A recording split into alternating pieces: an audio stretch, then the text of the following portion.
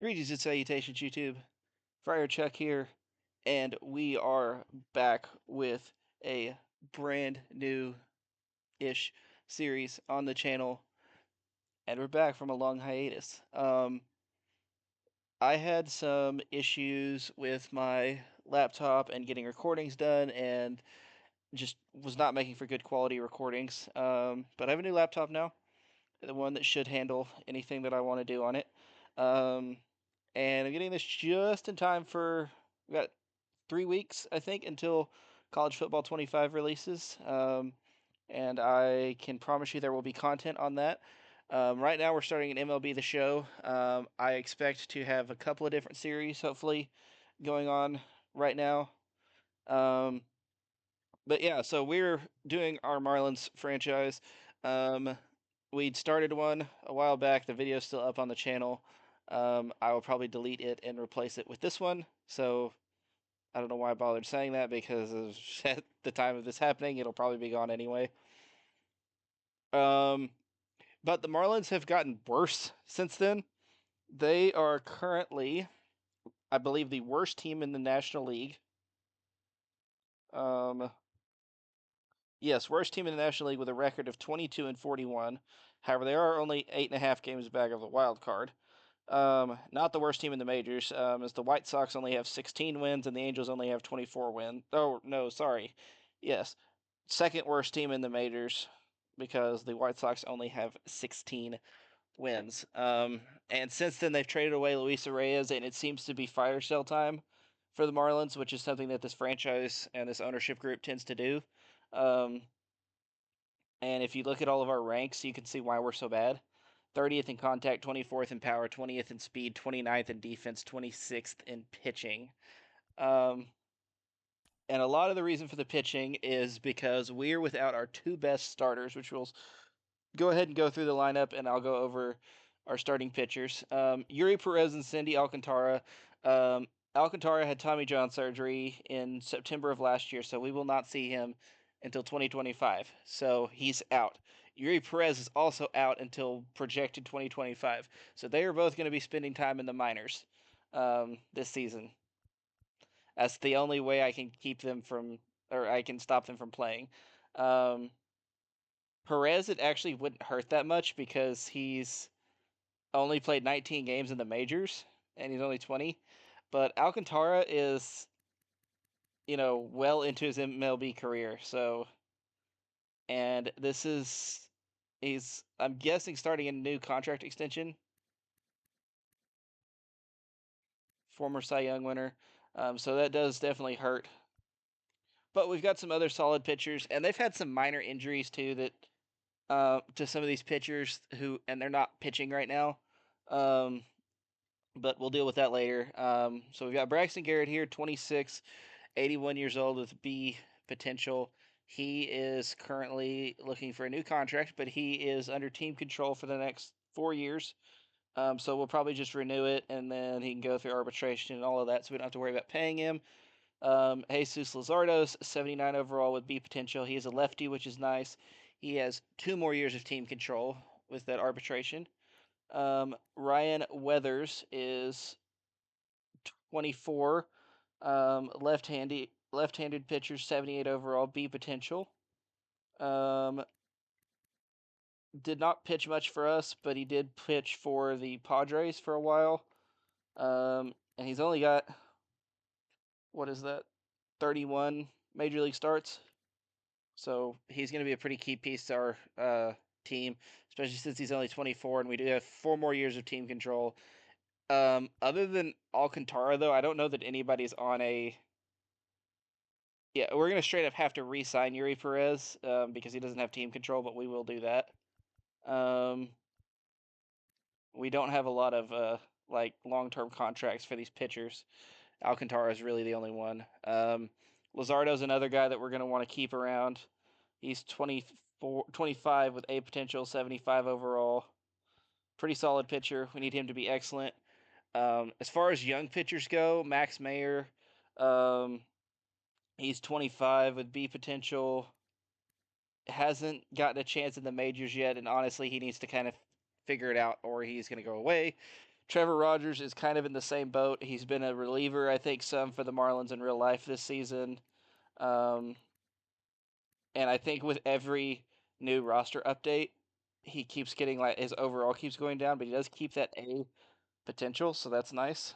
Trying to look at other interesting players. Noble Meyer is a nice young piece to have around. 19 years old, 66 overall A potential. He's definitely a future, hopefully a future ace type player for us that we can pair him along Yuri Perez. That's the problem with some of our pitchers is their development's at a weird spot. Yuri Perez is at least 4 years older than the rest of our planned rotation right now, and Alcantara is at least 2 years older than everybody and 8 years older than Perez. So we'll figure it out from there. We've also got Sixto Sanchez, who is going to be a guy that's going to be he's going to be in the minors this year, and we're going to bring him up probably for, you know, if absolutely necessary, because he does have major league experience. Meyer's going to be in the minors. I wish I could speak. Meyer is going to be in the minors. Rogers will probably keep in the majors, and he can be like our long reliever.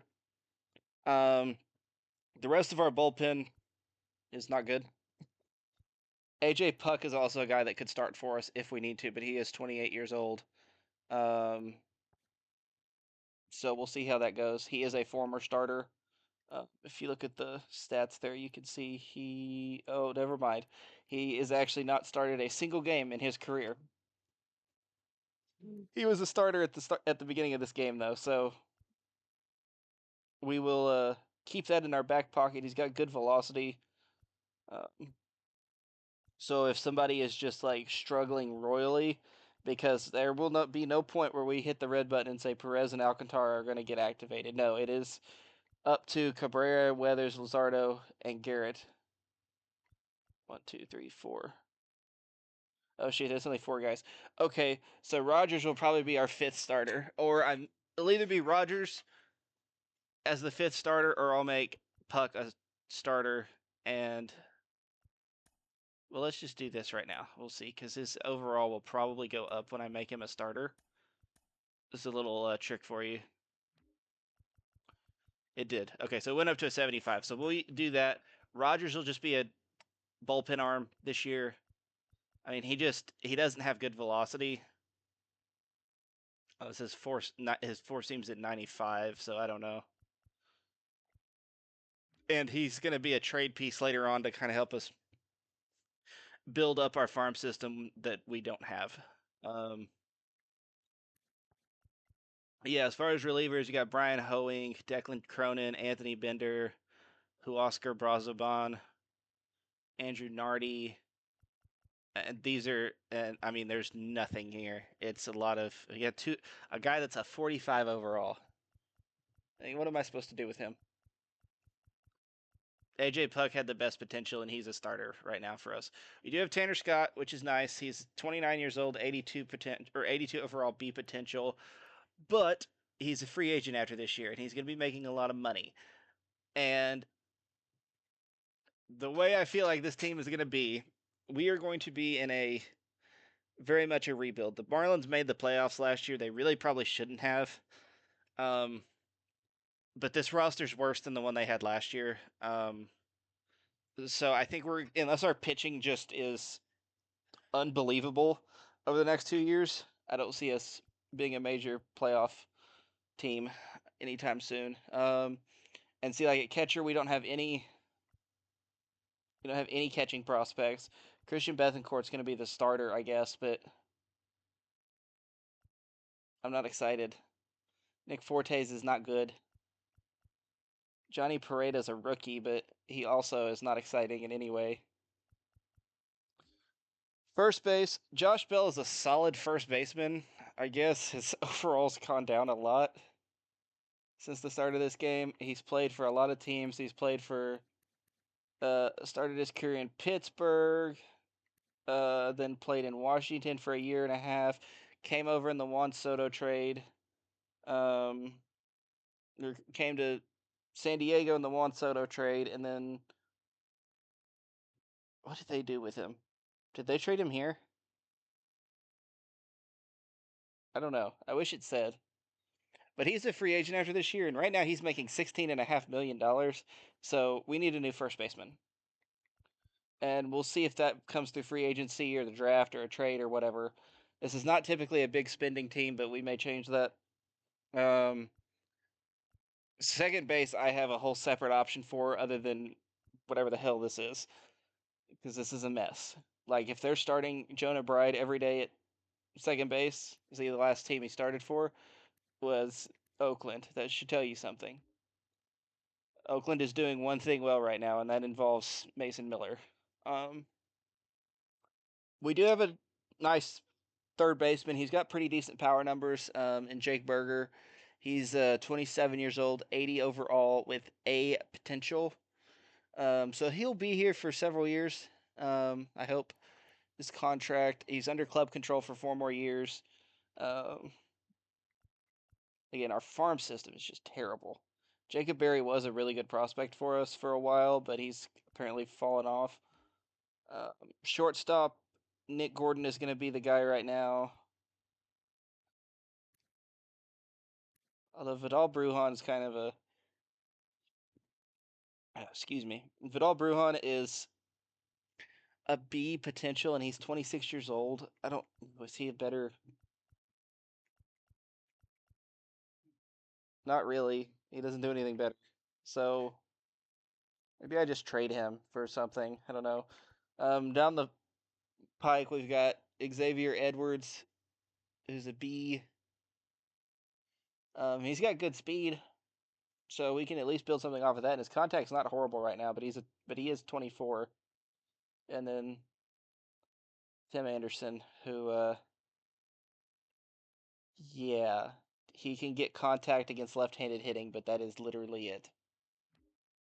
Okay, left fielders. So Brian De La Cruz is going to be a nice player for us. He's just the way he hits is just very odd. He has 80 contact left and 62 contact right, but he has 85 power right.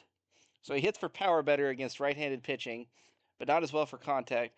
But he hits 30. His power left is 38, like which like leads you to believe that he's not hitting anything out.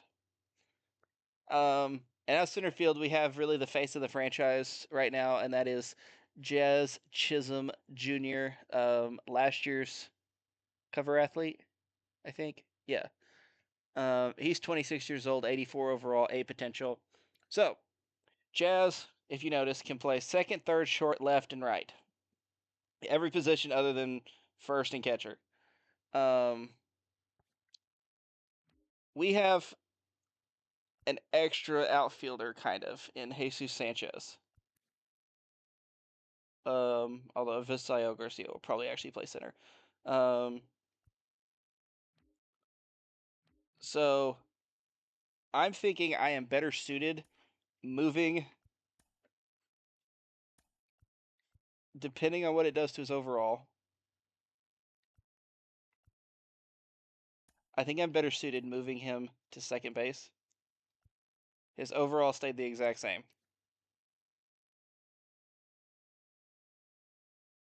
Oh no, actually it went up, moving him to second base. So he's actually now our second best player, which I think he might have been anyway. Um, no, he wasn't. It was Alcantara. Yeah. So he's now an 85 overall second baseman. So that makes our situation there look a lot better. His number, like his power and contact numbers, make more sense with a. And it's like all around, it makes more sense for a second baseman. His fielding's just not as good, but hopefully we build that up. He does have good reaction time, which is helpful. Um, and his arm strength is not as solid as you'd want from a center fielder. So hopefully the move to second base is okay. Really wish we still had Luis Reyes, but that's okay, I guess. Um, and then yeah, right field we've got Avisail Garcia and Jesus Sanchez. Jesus Sanchez has still got a chance to be a solid player, but he can't hit lefties. Afisael Garcia is a really weird player. Like, you don't expect him to be very good, but he will come out in simulation and be a god. There's certain players that are like that. Um, okay, contract extensions. Let's get to that first. Chisholm. Actually, hold on. What is his contract status? Uh, arbitration.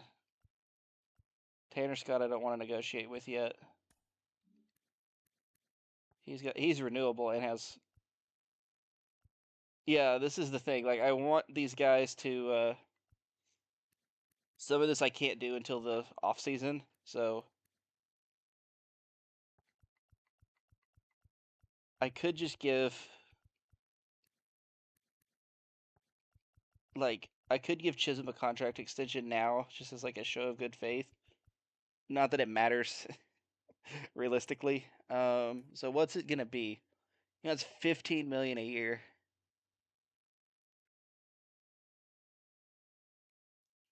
He is gonna be a star. He does consider our coaching staff top tier. He likes the role. Team quality doesn't care. Region he doesn't care. Morales. Okay, so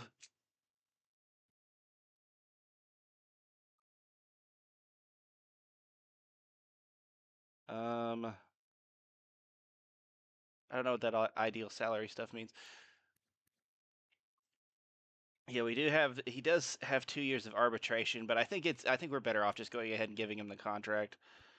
Um, and then we'll deal with everything else later. I may see what does Jake Berger want. See, and he only wants 4 million a year on his contract with arbitration. Okay, we have the one renewable year, which would be pretty cheap, but then ooh, actually, that actually wouldn't take him any further than um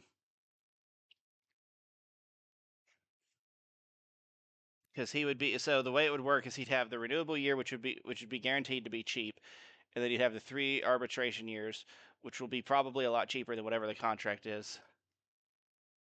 Actually, I don't know that for sure. Whatever, we'll just sign him. These pitchers are. It's going to kind of be. They have to prove it.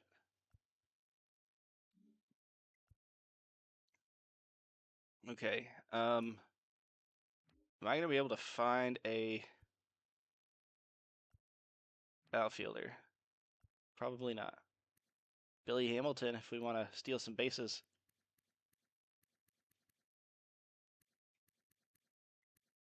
Man had an on base percentage of 274, but he stole 57 bases. Which is that's still crazy to me. Like I want to. Okay, he had 107 hits this season and 36 walks. So that was 143.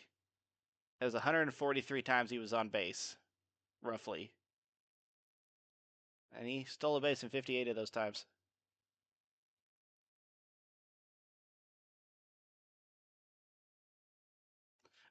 His first season in Cincinnati, those 13 games he played, he stole a base in averaged every single one of them. He had 7 hits and 2 walks, which means just by that he was on base 9 times. He stole 13 bases. But it doesn't matter because we're not signing him. Left fielder Aaron Hicks. I mean, maybe he wouldn't be a terrible option. He's got a good arm. Elvis.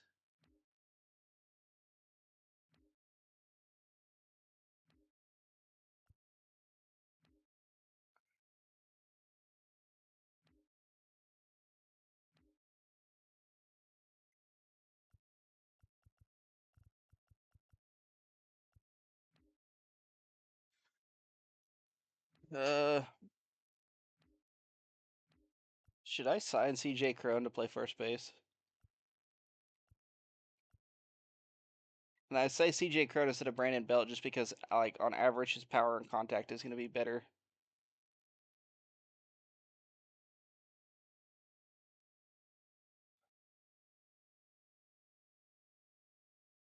Now, whatever. We'll just deal with Josh Bell. Josh Bell. We still only have the 25th worst first baseman. Okay, and then let's move.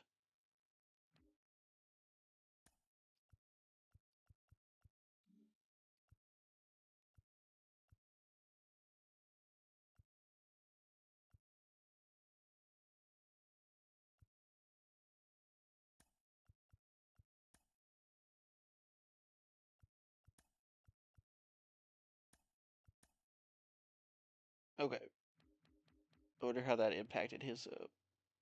It brought him down one, I think. Oh well. Okay, so that'll be that. You can see the projected free agents there. The big one on the list, Juan Soto. We're not going to be Juan Soto players.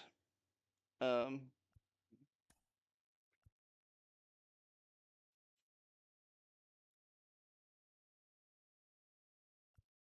don't like simming the regular season that way because they end up cutting people that I don't want cut. Although not really going to matter a whole lot on this team. So we'll just do it anyway. Our first game will be against the Pirates. So let's look at how our roster played out. So yeah, Perez and Alcantara are in AAA. I need them to stay there. Max Mayer they kept up in the majors. I don't really know how I feel about that, but it is what it is. He may have been out of minor league options. No. Okay. Uh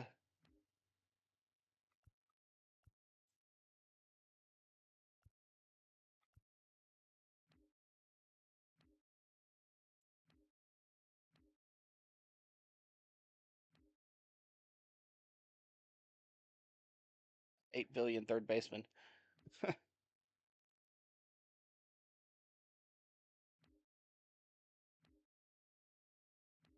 Yep, that's about how that works out. And I think yeah, Nick Gordon can play in the outfield some. Otto Lopez can play out in the outfield. Obviously Chisholm can. Myers can play in the outfield. He's actually pretty fast too. Um, so that does give us some options. I actually think Nick Forte. No, okay, he can't. Oh, Bethencourt can play left and right field if we were so inclined. So we've got some options. So us having a pretty low amount of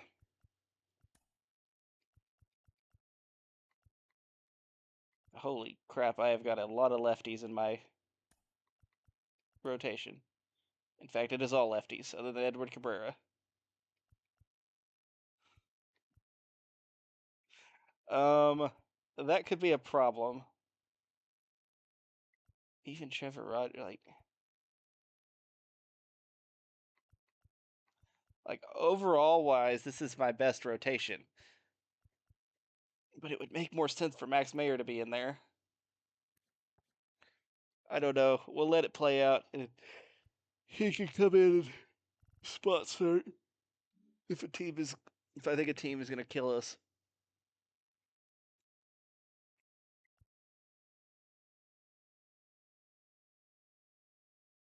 Mm.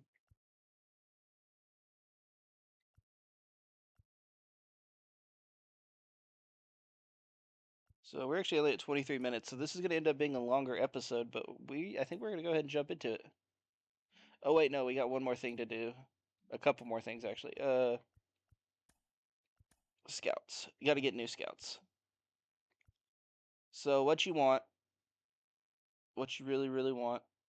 Okay, so we have a fairly cheap efficiency discovery scout. Okay, so you want 90, at least 90 efficiency, and then at least 90 on whatever it is.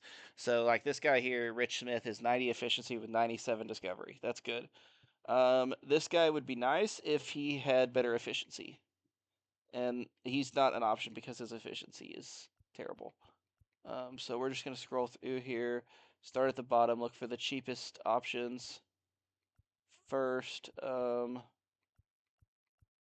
And I'm just going by like, okay, Lance Johnson. I'll probably get. We'll fire Joanna Chavez and hire Lance Johnson. That wasn't who I wanted to fire. Whatever.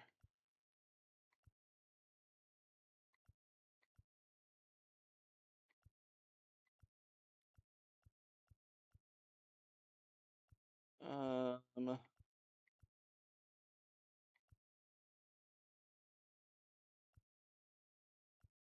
Efficiency and catchers.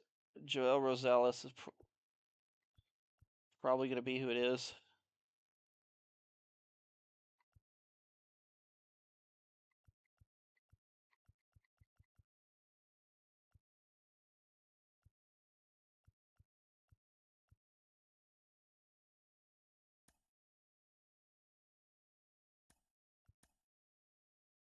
But no,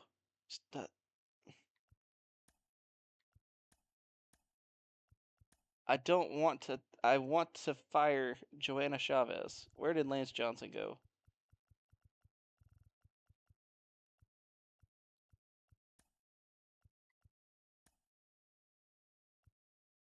Yes, thank you. Jesus. Okay, so Lance Johnson has got 88 efficiency with 94 position player, so he'll be our position player scout.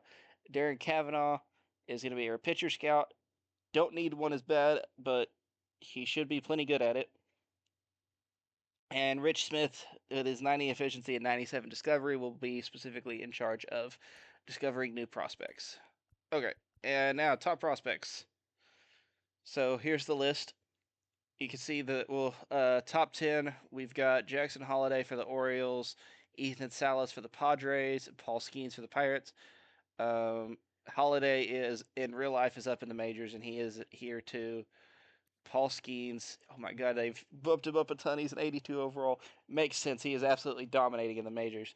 But he is up in the majors in real life. Evan Carter is in this and is in real life. He's just hurt right now. I don't actually know if Jackson Churio is up for the Brewers or not. Junior Caminero for the Rays. Marcelo Mayer. Colson Montgomery for the White Sox. I doubt he's up. Mario Baez. I don't know where this kid came from. Jordan Lawler for the Diamondbacks. One of their like 4 billion shortstop prospects. Kyle Harrison being on here is kind of weird. Um, but he probably is up in the majors. Uh, Jackson Merrill is up for the Padres. Um, Langford is up for the Rangers right now. He was hurt for a while too, though. Yamamoto obviously is. I don't know how, like, if you're counting him as a prospect, he's not the number one prospect because he's an 88 overall right now. I don't know. This thing doesn't make a lot of sense. Um, we still haven't popped up on here.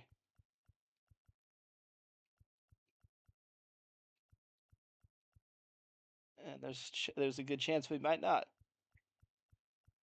It would be really sad if we have no top 100 prospects, but surely somebody is. Hey, Jacob Miller at 96. Oh wait, I must have missed Noble Meyer. Oh, he's number 20. Okay, cool. Well, that's better. That's better. That's better. Okay, yeah, we'll jump into this game. It is both our home opener and our season opener. What uniforms do we want to rock out with? This was a bad time of Marlins uniforms. The whites don't look okay, or the whites look okay. The orange one's ugly. Now the pinstripes, that's classic. And I'm kind of thinking about wearing this. Or we could just start off the season wearing our City Connects. Let's do that. We are going to be doing quick counts to get through this game a little quicker. Um, I didn't even check my lineup. Um, I didn't think about us needing a DH. We're pitching against a righty. I guess this is fine.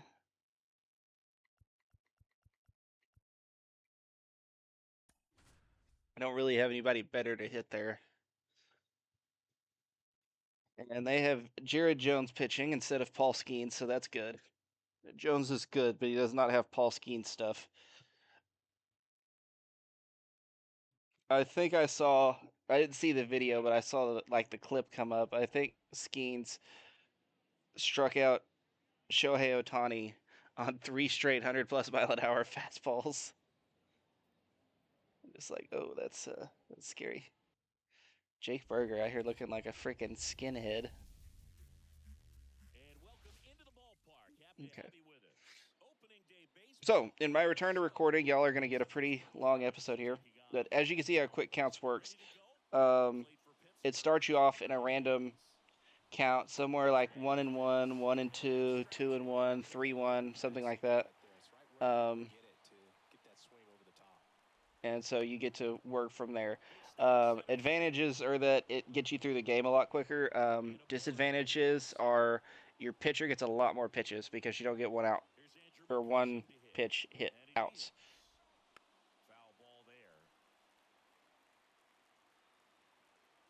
Okay, Andrew McCutchen is at milestone watch, and there it was.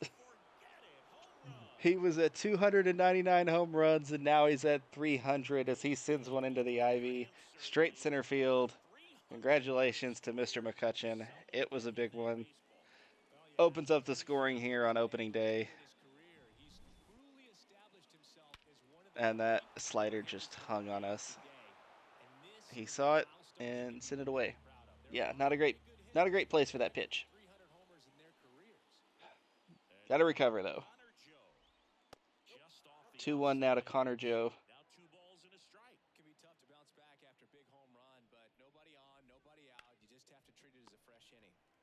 The Pirates are a team that like in simulation get really scary because they'll make a bunch of like ridiculous moves. Like I've seen them sign in one offseason once. I saw them sign Pete Alonso and uh, Juan Soto, and so their offense was just insane.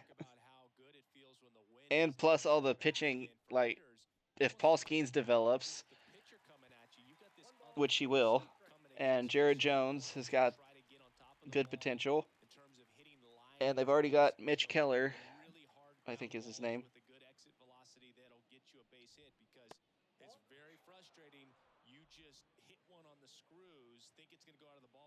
Um, so one thing you will learn about me, and I've talked about this in previous MLB videos I've uploaded.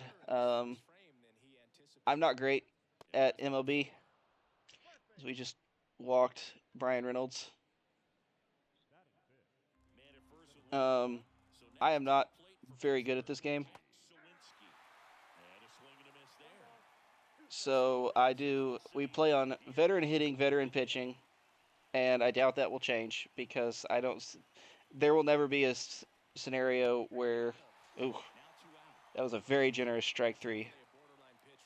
We'll take it. Garrett's first strikeout of the afternoon. You love to see it. That one grounded right to Josh Bell. He'll take it over to first for out number 3. But damage was done. Andrew picked up his 300th home run of his career. And there was, of course, a man on first. So it's now a 2-0 game. There's Jared Jones. He's got the 4-seam slider and a changeup. Pretty standard pitch mix there. But you can afford to have a standard pitch mix if you are really good at it. And Jones is a solid pitcher, as evidenced by the fact that he's getting the start here on opening night. Fastball up in the zone, and that will drop. So Otto Lopez will start off the season well as he gets the base hit. Jesus Sanchez up now. I don't know his splits. I think he hits righties better. That is fair. Double play not in order, and Sanchez is too slow. That's really a shame because Rowdy Tellez has got like 4 speed. There's the projected averages for our team. It's really sad. Nobody is projected to go above 258. I think Chisholm has got the. There's a possibility he finishes with an average of 300 or better. Um,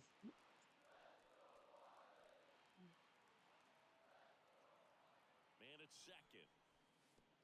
Way inside. Gets away. No advance, though.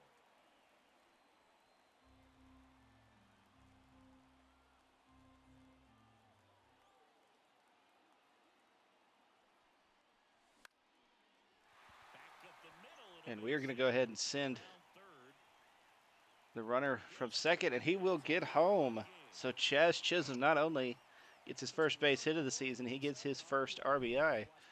And that's what we need him to do. Stars play like stars. Out a runner on second, he delivered. He's got 99 clutch for a reason, ladies and gentlemen. Now Jake Berger up, our second best power bet.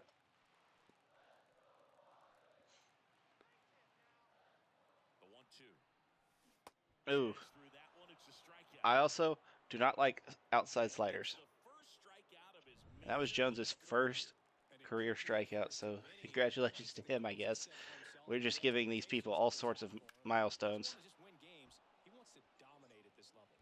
De La Cruz up now. He's also got the potential to take one out. I think they can. It's kind of like a hitter that doesn't have power. The thrill is still hitting a ball over the fence. And so for a guy, even if he doesn't have power stuff or strikeout stuff, a strikeout is still something that makes him very odd. Controller decided that it didn't want to be anymore, so. Four-seamer low and inside for ball number 2.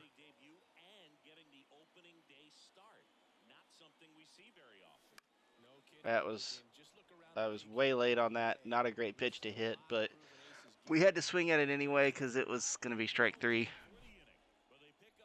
But we do manage to get one of the 2 runs back. Get 2 hits.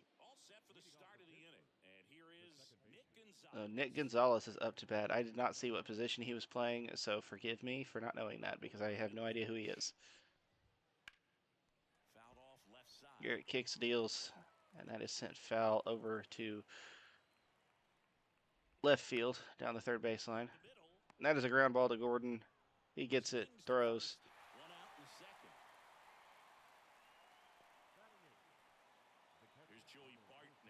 Joey Bart up now. Bart, I believe, is a catcher. Former really, I think he was drafted really high by somebody. Not the, I don't think the Pirates drafted him, but that is a strikeout. Either way, number 2 for Garrett. I don't think it was the Pirates that drafted him, but he's been very much a disappointment. I want to say he was like a top 5 pick. Yeah, I was not diving for that.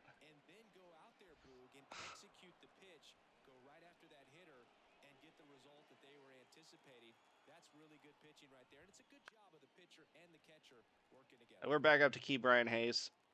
It was a very good hitter. It's a good contact guy.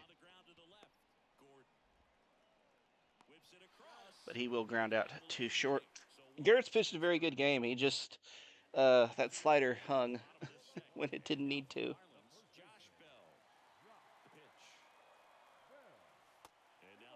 And that's not a great pitch from when a slider from a right-handed pitcher is that far outside. It was not a good pitch. That's a well-hit ball by Josh Bell. And he's going to be into second standing. So leadoff double for Josh Bell. We've got something going here, hopefully.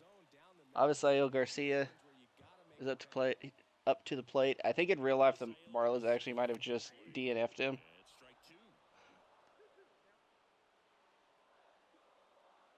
Not DNF. Designated for assignment, DFA. But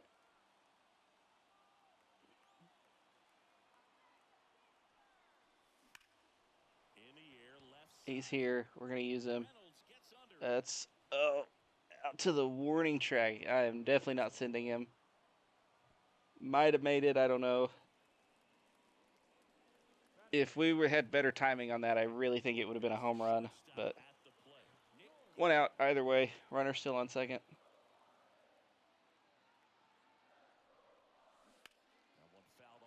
Oh, that was a good pitch to hit. I just saw it way too soon. Left-hand batter waits. And that one is lifted in the air. Reynolds gets under it. And just like that, we have 2 outs, and that runner on second is looking less and less useful. And now comes catcher Christian Bethencourt. Bell stands at second with 2 gone. Outside. Slider outside for ball 2. So if any of you are curious as to what the Marlins whole city connection thing is, I actually do know. I don't know the stories behind all of them, all the City Connect jerseys. I know what Dallas's or the Rangers represents, and I know what Houston's represents, unfortunately. But the Marlins is referring to their former one of their former minor league teams, which was based out of somewhere in Cuba. I don't think it was Havana, but it might have been. But they were the Sugar Kings because they were, I think, owned by like a. I don't know if they were owned by a sugar factory or something to that nature, but yeah, they were the Sugar Kings, and these were their colors and everything. So that's why the colors are so drastically different from the Marlins' actual colors. Although I guess the color of the hat is fairly similar. As Connor Joe goes down on strikes for out number 2, third strikeout of the day for Braxton Garrett, and he has really settled into a rhythm here. But possibly the most dangerous hitter in the Pirates order is going to send one between short and third and reach first with 2 outs here. Jack Swinski up. Also a very dangerous hitter, just does not hit. What a throw by Jazz Chisholm.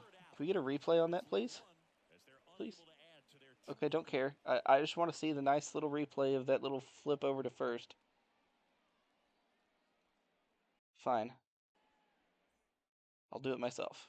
Maybe. Replay. Previous play. Okay. Let's watch him.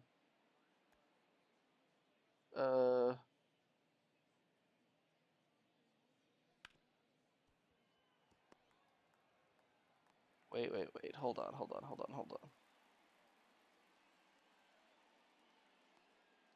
It didn't even look like it left his glove. Comes up.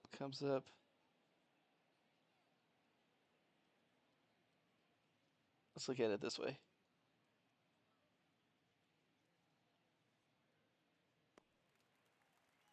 He's got it. Oh no, he actually did get it. I mean, not really, but as far as the show's concerned, he did. And a beautiful throw. Like, wouldn't call it perfect, but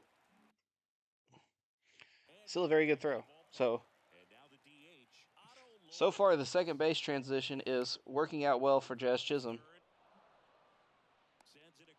Very early on that slider, a pitch that we could have done a little something with, but it's okay. Jesus Sanchez fouls off that pitch. It's a 1-2 count now. That is way outside. Ball 2 on that changeup. Ball 3. 4-seamer down in the dirt. 1,000 average, 2,000 OPS for Jazz. Well hit ball to right field. It's going to drop. And Sanchez is going to slide into second with a double. So another runner in scoring position here for Chisholm. Remember, he's got 99 clutch, and for those of you who do not play the show, your contact rating becomes your clutch rating when you have a runner in scoring position. So notice over there on the left, it says clutch, power, and vision. So your contact rating actually does not matter when you have a runner on second and third. So you're actually better off with your third and fourth hitters having guys with better clutch ratings than contact ratings. Because normally there should be, especially because you expect your well, at the very least, you expect your guy that's batting first, you expect him to be a guy that gets on base and then has good speed, so maybe can steal second, which would give you your guy on second, even if your second hitter doesn't come through. Or at the very least, okay, guy hits a single and your guy on first hits a single, guy on second or your guy batting second hits a single. Now you've got on first and second, third hitter comes up and his clutch rating takes over. But anyway, babbling about that, and Jake Berger grounded out to third, so we are pitching again. So yeah, as you can see with the pitch count, we're through 3 full innings, and Garrett is already up over 60 pitches, which is very high for this juncture, especially since we've only given up 2. I think we've given up 3 hits. 3 hits, 2 runs. And the home run that we gave up was like, I think we physically threw him 1 pitch, maybe 2. Okay, guy, don't come up here battling. Just that slider did basically the same thing that one McCutcheon hit did.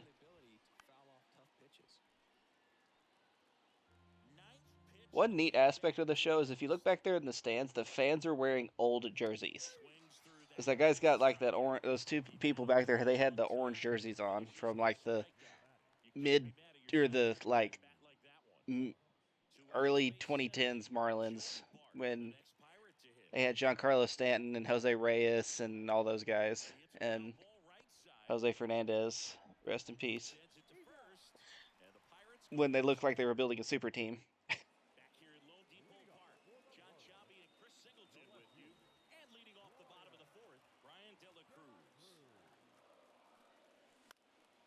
But it's okay because Jared Jones is also at 61 pitches now. As De La Cruz flies out.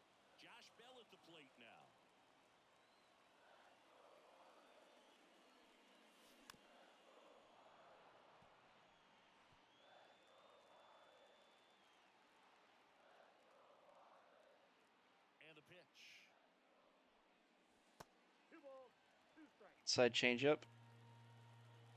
66 pitches.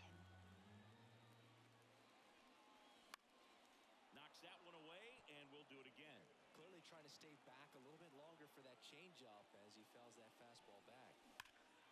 And Josh Bell is going to take it deep off of the right field foul pole. And ladies and gentlemen, it is tied up. It didn't go real deep, but it was deep enough. 365 feet, a 104.4 mile per hour exit velo. And that is going to tie this game up. Even if it didn't hit the foul pole, it wouldn't have gone terribly far. I was late on that. Nope. Contact was pretty good. Bounces off the top of the wall.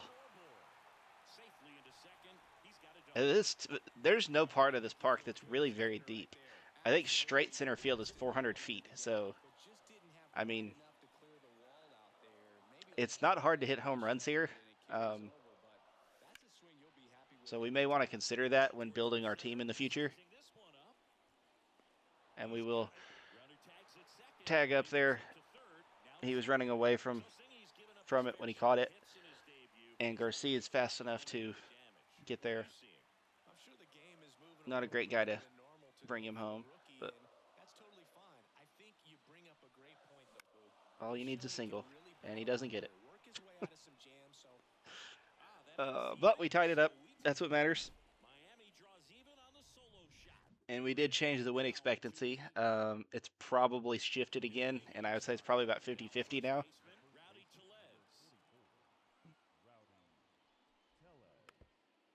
Well, you got to give him credit out there on the mound. This outing started off a little shaky, but And I have a feeling probably. turned this into a pretty good start. Okay, he struck out, which is nice. Garrett is at 5. I don't know if he's a big strikeout pitcher. I know Alcantara is. Actually, I don't think Alcantara is how it's pronounced. I think it's Alcantara, which is really irritating to my English brain. But I will do my best to say it that way.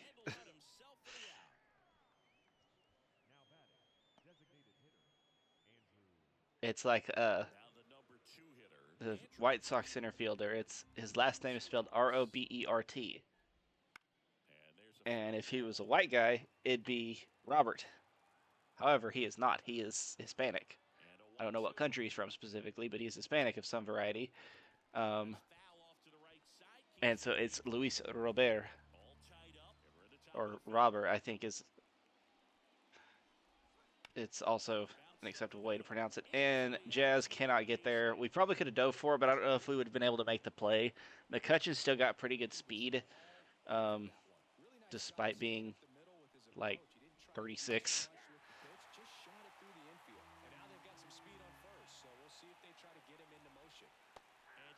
And we get out of the inning with another strikeout. That's 6 for Braxton Garrett.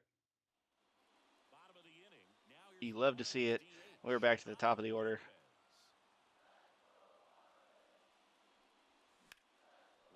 Well struck by Otto Lopez. And I was just early on that. A little bit better timing, and he may have had his first career home run.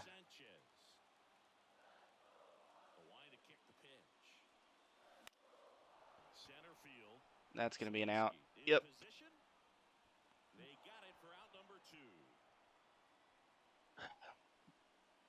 Come on, Jazz.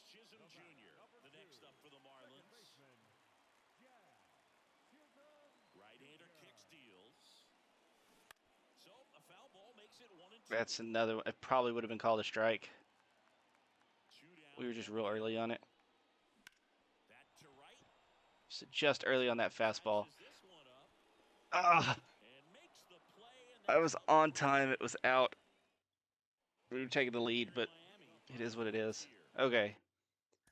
I'm going to let him tentatively stay in for this inning. Warm up a righty, definitely. Yeah, the rest of their. So, what inning are we in? The 6th? I'll go ahead and give Brian Hoeing what the last name. I should probably warm up a lefty too, since I'm doing this in the middle of the inning. Brian Reynolds, a former second-round pick. I'd say the Pirates got their money's worth out of him. He's been a good player. I wouldn't say he's like elite, because his power numbers kind of fluctuate a little bit. But he is very nice to have because he's a switch hitter. Okay.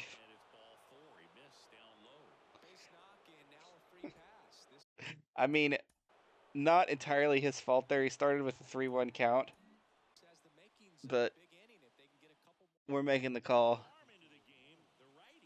Brian Hoeing coming out of the bullpen. Didn't have a great season last year. ERA over 5. WHIP at 1.36. WHIP is walks and hits per innings pitched.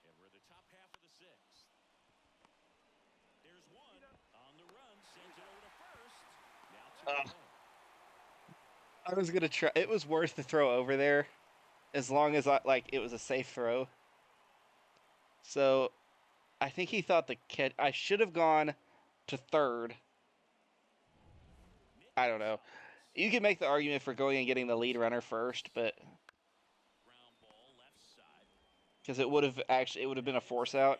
A great job by Hoeing. Does exactly what he needs to do. Comes in there and gets the out. Garrett with a solid day.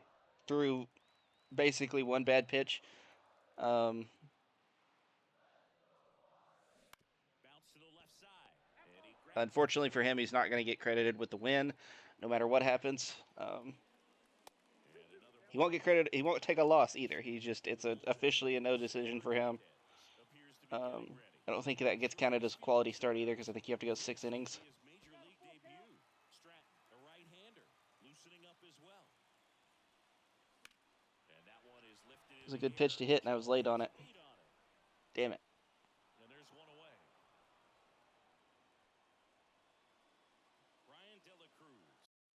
Yeah, I think we're gonna build. I think I'm gonna try and build this team around just power hitting.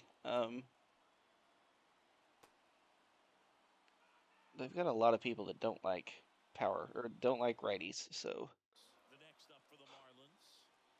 which is not gonna be good for us the rest of the way in this series, considering how our how our starting rotation is. But One away here in the bottom of the sixth. Swing and a ground ball out to short. and De La Cruz flings this bat out there, gets it into play, but we are gonna ground out. Just about to hit that century mark, 100 pitches. Josh Bell, like, quietly having a really good game. Home run, a double, and an RBI.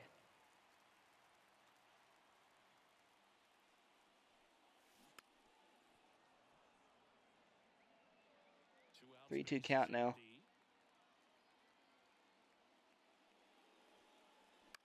Swung on, popped up on the pitch. Good contact. Drifts towards it. Or good timing, not good contact. I should That's out number rephrase that. Good timing. We go to the top of the seventh. Now here is Joey. So we'll leave Hoeing in here for now. He's only thrown 6 pitches, so And that's through there for a strike. because we kind of took advantage of the way that quick counts works. That's gonna be foul. As long as your so like since Garrett was already in there, the like quick count pitches that Hoeing saw for, or that we saw for the first batter Hoeing faced, those were actually those were put on Garrett's pitch count, not his. Which was fine because he was coming out anyway, so it's not like it mattered. It just kind of will make him more tired. And then, of course, Hoeing got he forced the double play ball, and then got I don't remember what the last out was, but it doesn't really matter.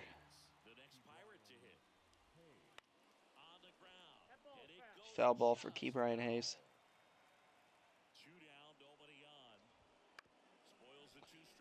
I like the Marlins Park. It's pretty. It's not like a basic stadium design, but it's it's neat, and it's got some futuristic aspects to it, but it's not gaudy and ostentatious like that other monstrosity they made when they rebranded. When they rebranded and moved to Miami. They didn't actually move to Miami. They were already in Miami. They just officially became the Miami Marlins. Avisail Garcia ends the tie. MLB The Show Warrior. And that is a lesson that I'm going to teach you kids. A cutter in the zone, if you time it up, it's gone. Especially if it hangs. That's exactly what that was. It was a little higher than what you would normally expect, but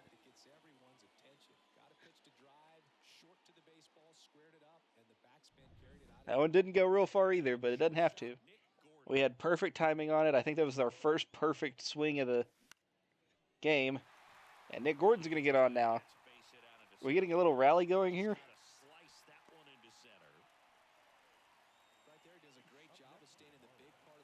So at this point, a win would be credited to Brian Hoeing, as he is the official pitcher of record. He's pitched 2 innings, and although I think the rules for relievers on how they get credited with wins is a little different. I honestly should have just sack bunted there. Bethencourt's not hitting. Is a great reminder of baseball being such a team sport. And now Otto Lopez. Ooh. See, That one pulled right foul. there. That is the. I'm pointing at the screen, not that y'all can see it, but the cutter, dead middle. If I would have had good timing, then it's a 4-2 game. One run across in the frame so far. And that's it. Bottom of the His seventh. primary pitch is a cutter, but he's also got a four-seamer. This guy's got a weird pitch mix. Pitch in the dirt, and it's 2-2. Didn't go around on that, luckily. 2-2 count now to Lopez. In the air, center field. Four-seamer over the middle. Good timing. And Lopez hadn't really done much since his initial base hit. For the Marlins on the solo shot. That was okay because he was the run that came around to score. So we will change pitchers. Hoeing does not need more than 2 innings. We're going to a guy that had an even worse season last year than he did. Come in and protect a tight lead late in the ball game. Some of them are just wired different, so we'll see what he's got here. No, I do not need these warm-ups. So top of the 8th inning, we're coming in with a 3-2 count to Andrew McCutchen. Up the middle. Don't want to give him anything to hit, and we didn't. So now it's a 3-2. I don't know where I was going with that. I was going to say now it's a 3-2 game. Now it's out 1. Again, still sounded weird. I got to get back into the swing of things, guys. It's well, y'all know how long it's been, and I don't even like that one episode I uploaded of Miami Marlins franchise was. Yeah, I don't even really consider that a return of any kind. I need if I do plan on uploading. So I think I'm gonna upload a Fallout video. I've been seriously on my Fallout grind lately. Since the show came out, which that's been a while at this point, but I've really been loving Fallout. I actually finished the campaign with a character the other day, which is wild for me. Got him to level 50. He was a really strong character too. And I've got a character now that I'm playing that's a. The idea is that she's an explosives build, and with some of the new creation club anniversary content, it makes the makes explosives builds a little wild.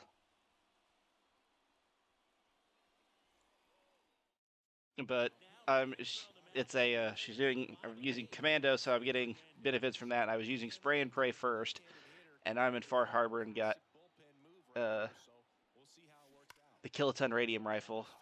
But I don't know why I'm still continuing to talk about Fallout when we're here playing baseball. So 1-2 count now to Jesus Sanchez in the bottom of the 8th, and I need to get Tanner Scott warming up. And these are all guys that hit. No, actually, Peguero's I don't know if it's Peguero or Peguero. I think it's probably Peguero.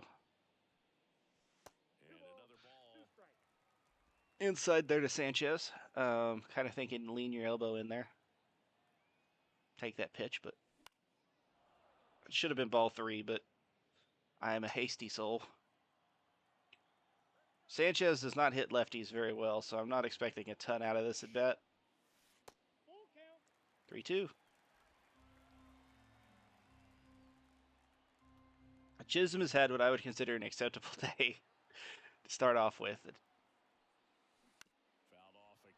Ooh, should have done more with that. Josh Bell's had a very good game.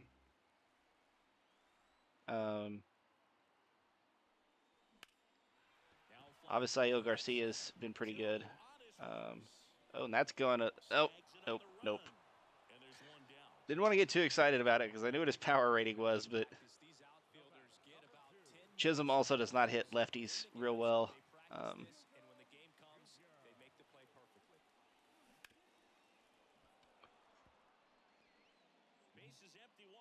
But it is above average. I don't know. Is 50 average? for this.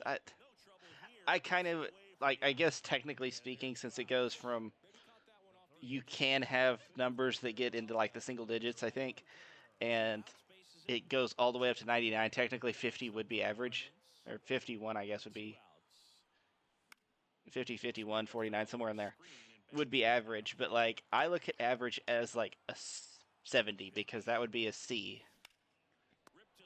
And that's the end of the 8th inning. We go to the 9th, and it's Tanner Scott's time to shut it down. Whoops. Oh well, now this just looks awkward now, but he's still getting the cool coming out of the bullpen animation. We psyched out the batter. Yep, slam the door here in Lone Depot Park. 2.31 ERA, 0.99 WHIP. I didn't see how many saves he had.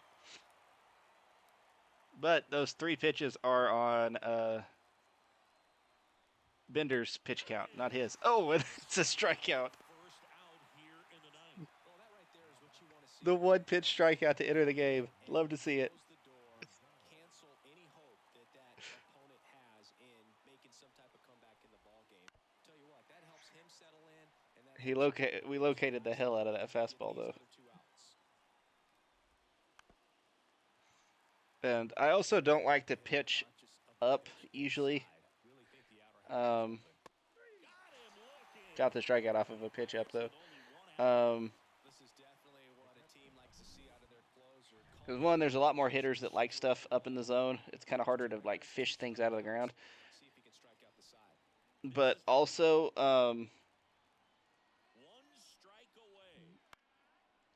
if you are low, or if your pitch misses low when you're up in the zone, then that means it's dropping right into the middle. Whereas if you're low, it's just out of the zone and they won't hit it, and they won't do anything with it. You'll either get a ball, or they'll swing and miss, or it'll be fouled off, something that you can deal with. But meanwhile, during all of that, Tanner Scott got out number 3 on a ground ball, and we have won game number 1. 162-0 is still possible. Brian Hoeing gets the win. He came in, had a really good game as a reliever, got us out of a jam. After that home run, the Pirates didn't do anything offensively. We had 2 solo shots, one from Josh Bell, one from Avisayo Garcia. And Jazz Chisholm, of course, had the RBI single. Josh Bell got player of the game. I would agree. Actually, do you give it to the guy that had the tying home run, or the guy that had the eventual game winner? Because they had their stat line is identical: 2 for 3, home run, double, RBI, run. So I don't know, either one of them, whatever. It's a toss up. Jesus Sanchez was 1 for 4 with a double. Otto Lopez was 1 for 4, got a single, reached second on a fielder's choice. Let's look at the rest of the way. Jazz Chisholm only went 1 for 4, but he did have an RBI. Struck out once. We had 2 total strikeouts, which is good. De La Cruz went 0 for 3. 0 for 4 day for Jake Berger. That's not ideal. Nick Gordon was 1 for 3, and Bethancourt was 0 for 3. And honestly, that's about what I expect from Bethancourt. It might be Bettencourt. It probably is. Bethancourt sounds stupid. For the Pirates, Ke'Bryan Hayes was 1 for 4. He came around to score. McCutchen went 2 for 4. Had the 2 RBI home run that gave him his 300th. There you go. Got it out of the way for him. Connor Joe was 0 for 4. Brian Reynolds was 3 for 4 against us. They had 1 extra base hit, and it was that home run. So our pitching staff did a really, really good job. Damage control, that's what it's about.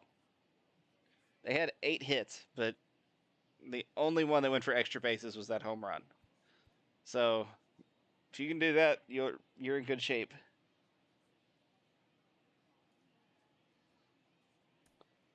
And that is episode 1, game number 1 for the Miami Marlins. I do play. We'll keep this series going. I'm going to try and get as many recorded and uploaded as I can.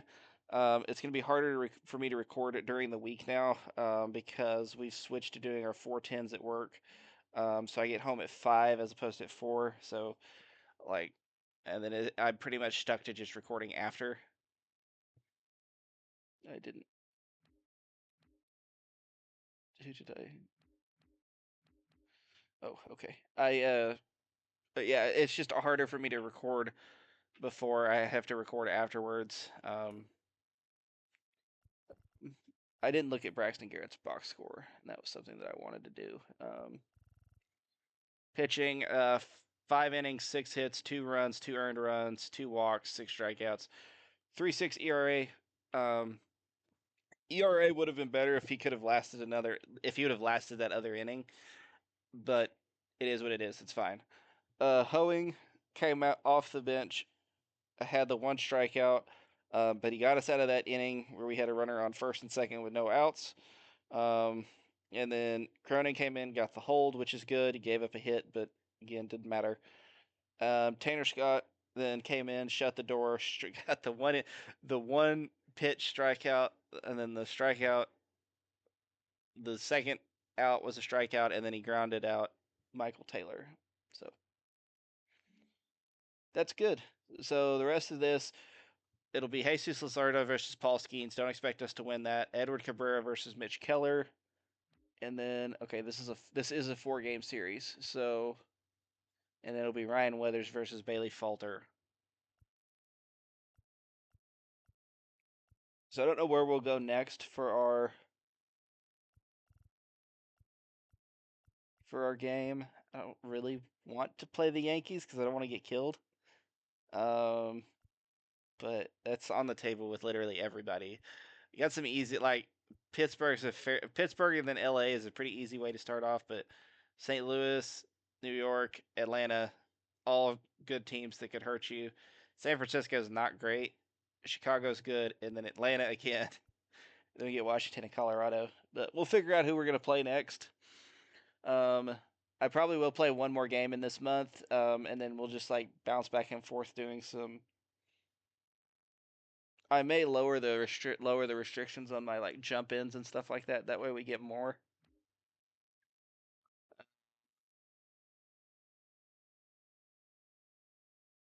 Yeah. Oh, actually, let's So every team actually has their trade block set after the first game. So let's kind of go on here and look and see if there's anybody interesting.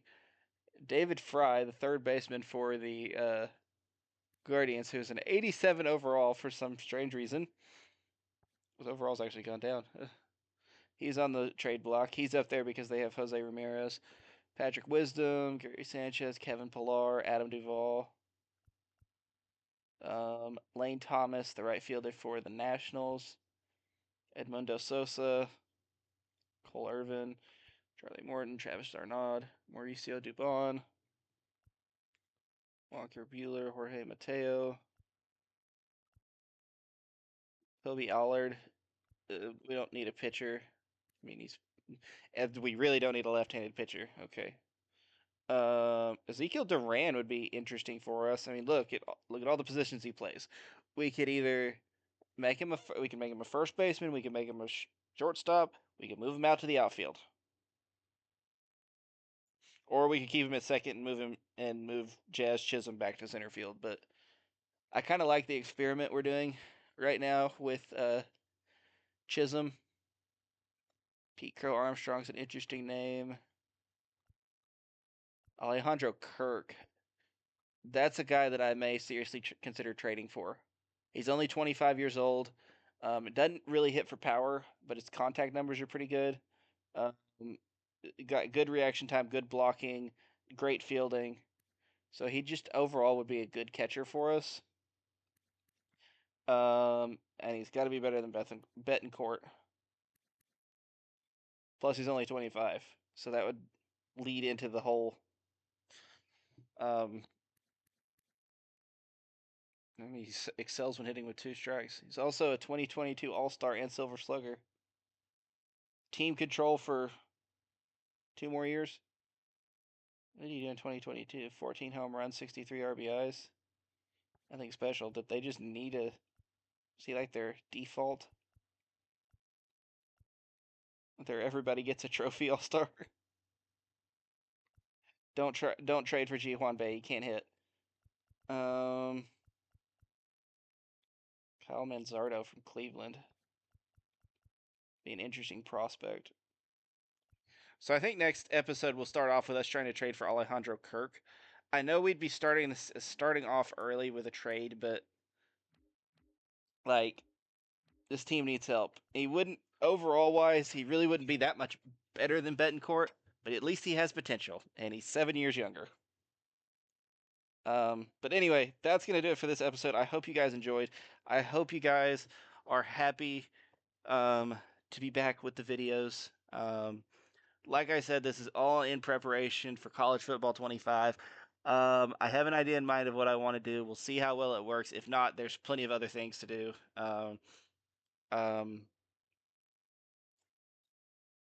The idea basically is I want to create a team, but we'll see how much it's going to go into that. And if it's going to be way too difficult, then we'll go to a different team. But I've got another team in mind that I think would be fun. And I mean, there's like 180 teams in the game, so there's plenty to pick from. We just are not going to do one of the really big teams, or one of the really good teams, or like Texas Tech, because you.